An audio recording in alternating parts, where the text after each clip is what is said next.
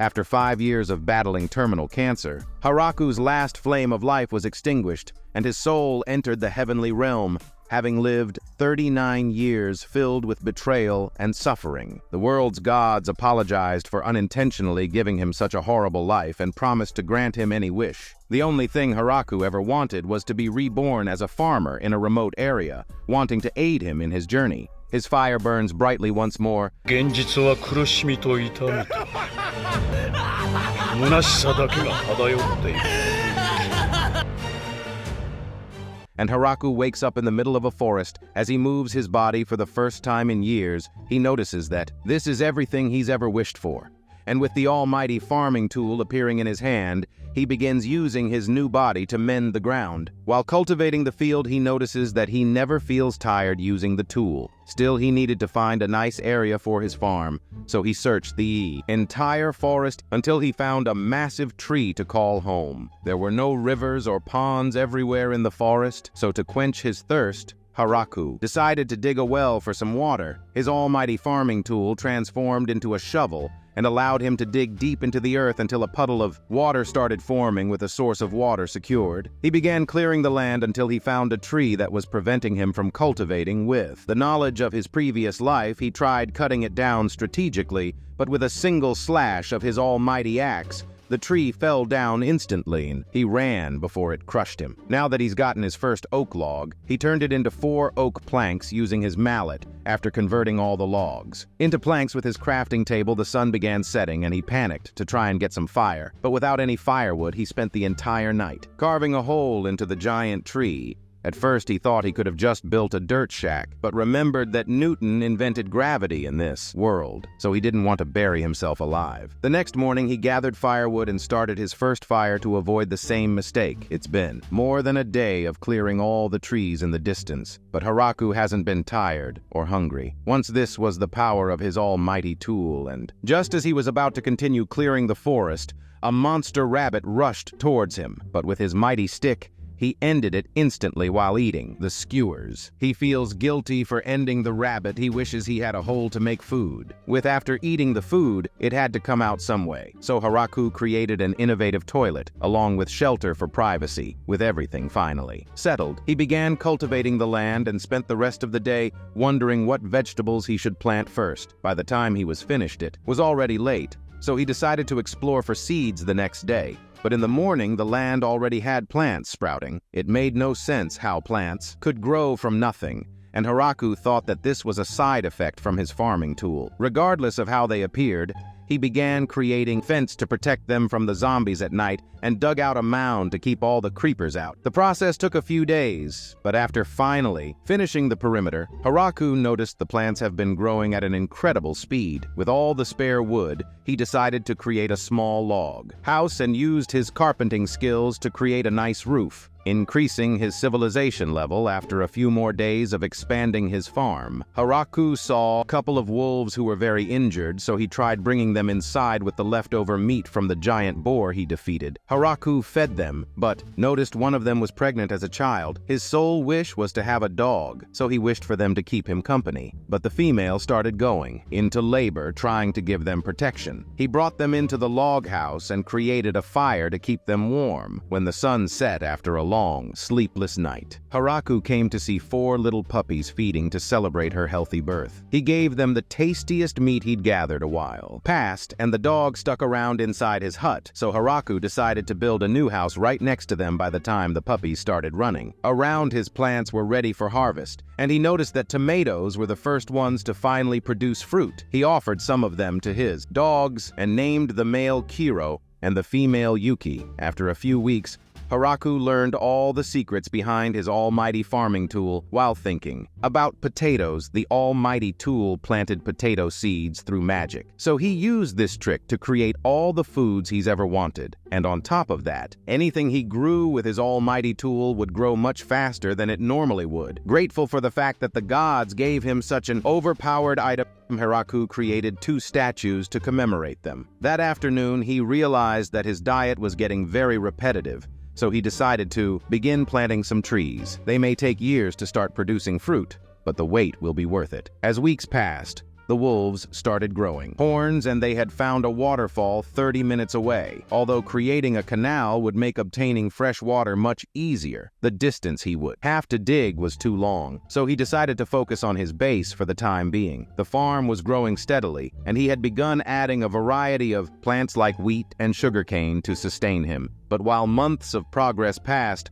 Haraku began losing track of days, and the winter was fast approaching. There's no chance he could continue farming in this state and the pelt from the giant rabbit smelled awful as it began rotting. To prepare for the winter, he began collecting firewood and food. But one day, Kiro took him to see a gigantic spider that could make a handkerchief with intricate embroidery using the silk from its tail. This spider, named Zabuton, became the new resident of his small farm and produced all the textiles in exchange for some potatoes. Whether he needed a coat for the winter, a bed covered in leaves, or curtains to keep out the cold wind, the spider produced everything he could have possibly needed. His small hut was slowly starting to become more civilized, and so winter finally arrived with the fireplace he had built. He was able to survive the harsh cold nights still, regardless of whether he was driving. He was starting to get awfully lonely, worrying that he would forget how to talk to someone. When the long winter passed and spring finally came, the wolf children had grown and decided to leave the nest. But a few days later they came, back with partners. One of them even beat up a lackey wolf and won the girl over like a gigachat. But they weren't the only ones with surprises, because the spider came back with her own children. All of their families were getting bigger, so Haraku began farming so he can feed them. But as he farmed, the spider began sounding the alarm. Hiro ran towards the source along with Haraku, and in the middle of the forest, they found a silver-haired girl crying. All of the animals were apprehensive, and she tried asking him for help, so Haraku approached her. But as he tried to cover her, he fell for her trap, and the girl jumped towards him to take a bite of his neck. Transforming into a plot-filled vampire, the wolves attacked her right away and began destroying her, causing her to transform back into her little form. He wondered if she was his enemy, but the girl said the reason she had to suck his blood was to recover her energy before withering away. Feeling bad for how hard his dogs had beaten her up, he offered her a bite of his neck, and she began sucking his blood. She transformed back into a bigger version of herself, but Haraku remembered her being taller and having more plot, so he told her to hurry the Salguire and suck more of his blood so he can see her giant plot again after sucking all of his. Haraku showed her around his farm. It was her first time seeing these abnormal fruits, and when she took a bite of them, she thought they were delicious. He was glad someone was enjoying his food, because for the first time he'd found a person he could enjoy spending time with in this lonely world. Back at his house, he's realized that today has been full of surprises and wonders if something like this would ever happen again. Her name was Lulasi, and she asked him if she can come to visit him in the future, but he had a different request and asked her if she would stay with him here forever. He doesn't want it to be just a one-night stand because her bang hit different, and Lu thinks that he's trying to propose to her. He doesn't want to let this chance go away and doesn't care if she's a vampire. He doesn't know how many more years he can handle being alone. She tells him that it's just so sudden because she wasn't expecting a marriage proposal, but Haraku realizes that she misunderstood what he actually meant. After understanding that he was actually proposing, he decided to double down, begging her to marry him loose. He drags her to bed for another one-night stand after she says, "I want to stay with you forever," and they sit next to each other and stare at the trees growing. The next day, he uses the long stick on his hoe to cultivate babies with his newfound hope. However, as soon as the spider starts to ring the alarm again, Haraku rushes over. He releases the angel girl. He believes that the story will soon pick up a lot more depth due to the storyline progression. Lu tries sneaking away, but the angel girl has finally found her and is ready to come drag her away, so the dogs eat her out. She's surprised Lu has been hiding inside the forest and is angry that she climaxed after the dogs ate her out. And Haraku wonders why getting injured would lead to them climaxing. The angel girl wonders who this man is, and Lu blushingly introduces him as her husband, while her face burns redder than a tomato. Giant Plot Cannons introduces herself as Tia, and she's come to find Lu because there is a bounty on her head. She was constantly researching different concoctions and kept blowing up the kingdom whenever something didn't go her way. Who reveals this was the reason she was in the middle of the forest on that day. So she bent over the table and asked Tia if she would like to start living here. She promises to show her all of the crops, like Haraku's eggplant next to their round. Lu shows her around the farm and tries to teach her how to cut out cabbage. After he cuts it, he prepares it as a meal and sprinkles salt on it before serving it to her. She thinks it tastes good. After a long day of farming, they use their magical abilities to clean themselves inside his house. She tries strawberries for the first time, and Lou tells her they'll be showing her how to make a strawberry cream pie. She then grabs onto Lou's arms and begs them to move in. This is the beginning of their life together. Tia thinks she's enjoyed the strawberry cream pie, so she asks him for more strawberries. But Haraku thinks expanding even more right now would result in spoiled food. While they continued walking,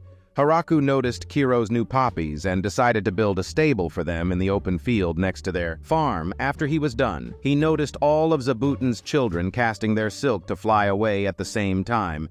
Tia told him that she's also going to be leaving for a while and started flying away on her wings. A few days later, Tia came back and brought even more girls to add to the harem. They're high elves because they have giant plots, and all of them introduce themselves. They're also all related, so wincest is going to prevail in this plot. Haraku wonders why there aren't any guy elves, but Tia reveals the sad reality they've had to endure during the last Great War. Their entire male population was destroyed, and they've been roaming the woods until now. Their only wish is to repopulate now and beg Haraku to help them out with the village. Population increasing. Haraku began building them a house for all of them to live together. Their skills in construction and woodworking allowed them to build the house within just 10 days, and they thought it's much nicer than Haraku's dirt check. However, at the very least, he wishes that in this spacious house, they can feel safe and at peace. As the days pass, the elf leader wants to thank him for letting them stay here by mining and blacksmithing for him, so they begin building a furnace in the earth after processing the iron. Haraku sees the metal pots they've created, and they tell him that they can do all kinds of things. Now that he's finally able to make bread, the elf girls ask him if he can make some, telling him she has the rarest yeast in the land. When he realizes that their expansion is getting out of control,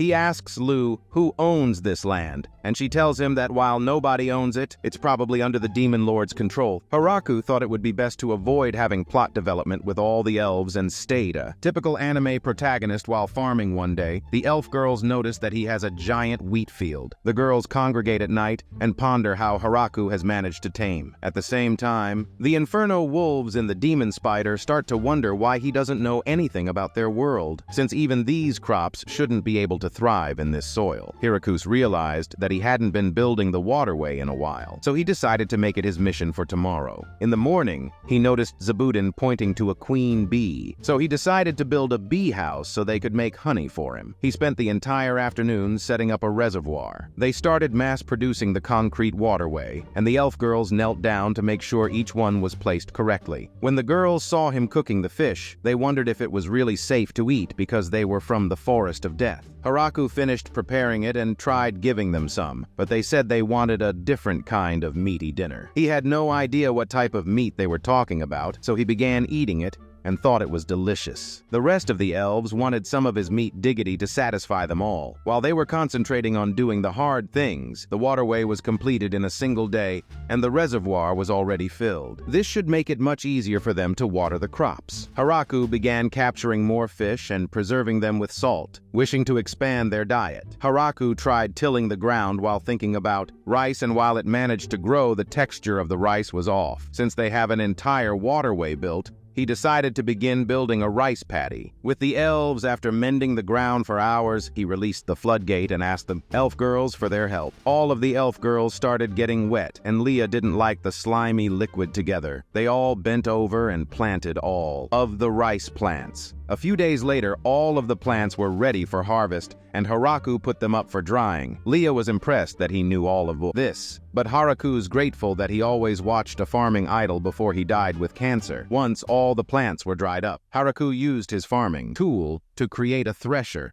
and showed them how to harvest the rice. The girls saw all the work it took to prepare the rice and wondered if he was finally done. But Haraku revealed that there's one more step. He prepared to cook the rice and asked Lou to use her magic to light up the fire, so she prepared to release her ultimate blast to burn everything to smithereens, but he told her to calm down, disappointing her with a small flame when the rice was finally done. Haraku fried it and formed it into rice balls for the girls to sample. Haraku planned to enlarge the rice farm, and all the females started cleaning up once they were finished. How the gee does that even happen? The girls felt it was nasty and regretted doing all that effort this whole time. However, Haraku knew they were lying. As he's finally constructed a waterway, Hariku realizes that everyone can clean themselves with magic and wishes he had a bath to clean up. The girls ask why they should do this when they could just swim in the river. But Hariku reminds them that they would freeze in the winter and that he really wanted a bath for health reasons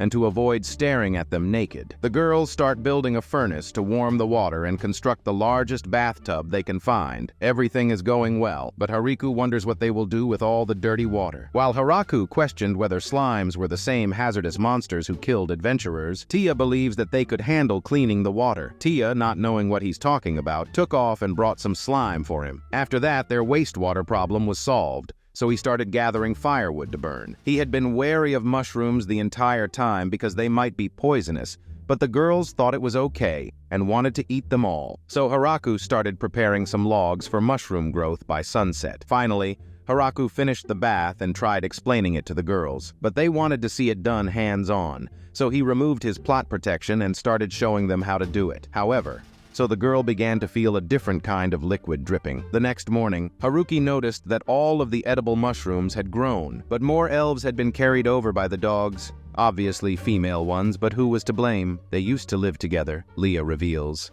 and he's happy to have them all join him. Leah encourages them to start creating Haraku and says they should work on expanding his house so they can all have more space. She didn't understand why the kids were so hopeful though. What a waste. Heroes notice that his master's harem has been expanding and tells us about his story before he had a master. He never had a name to go by, ever, since he was born.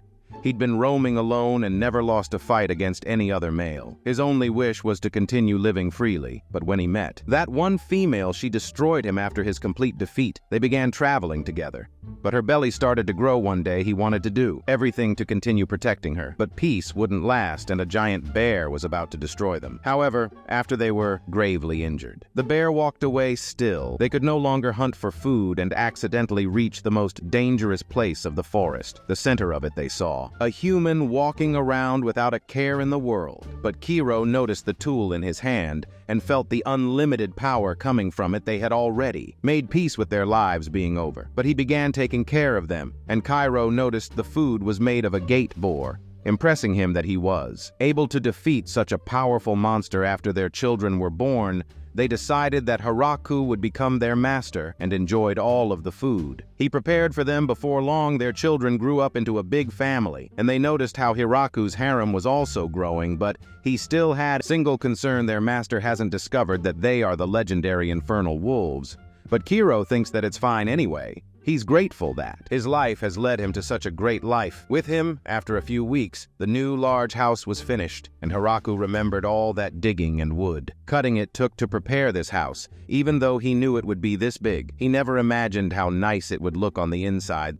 They showed him the nice room they've created for him, and opposite his main room was the large dining room. In the back was the kitchen, and on the sides were even more stoves for big meals. Finally, the cellar was big enough to store a lot of food and firewood for the winter. The girls were relieved to have their own space when they saw their rooms on the second floor. In addition to his statues of gods, Haraku made some dog statues to adorn his front door and thought it was coming together quite nicely. Inside his new home, Haraku gathered all the ingredients for a new recipe. The girls wonder what he's going to cook, and he reveals that it's a dish called curry. The girls would much rather be cooked in the pot than have to taste another of his meals. Instead, he went out to gather spices for his curry, and they realized they had never seen these plants before. This was another of Haraku's almighty farming tool's powers. With it, he could grow plants that are extremely sensitive in any climate. For the spices, he needed cumin, and he sees that the flower has already bloomed. For the next plant, he would need turmeric, and then he would need coriander and cilantro. The dogs would have liked to taste it too, but they fled in fear when they smelled the cilantro. After adding a little more black pepper to the can, Haruki was finally ready to begin cooking. However, he noticed that the girls had grown tired of his ugly ass and had left the kitchen. He wondered if Leah would be the only one helping him,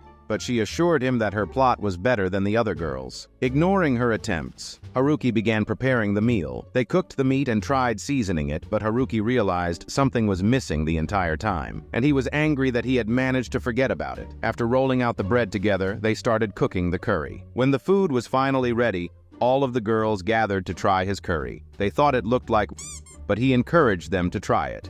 Lu and Tia took a bite, and it didn't just look like.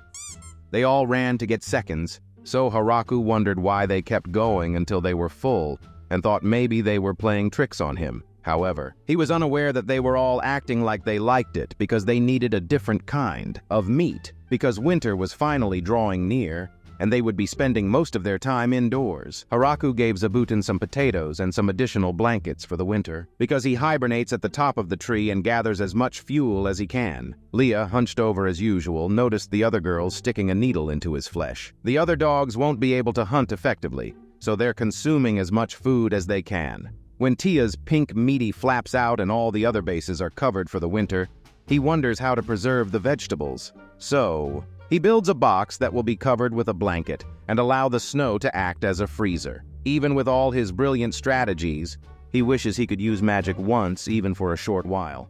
Blue tries teaching him how to use an ignition spell and explains that it's natural he can't summon a difficult golem on the first try. Hearing this, he thinks she's amazing for being able to summon multiple golems at once, but Lu tells him that her plot is better than Tia's. Haruki believes that all of them are amazing for using magic, but he can only do gardening. Lu tells him that he's the most amazing person here because without him, this entire village would fall apart. He's able to continue feeding them every day because of how hard he works, because they were spending so much time indoors.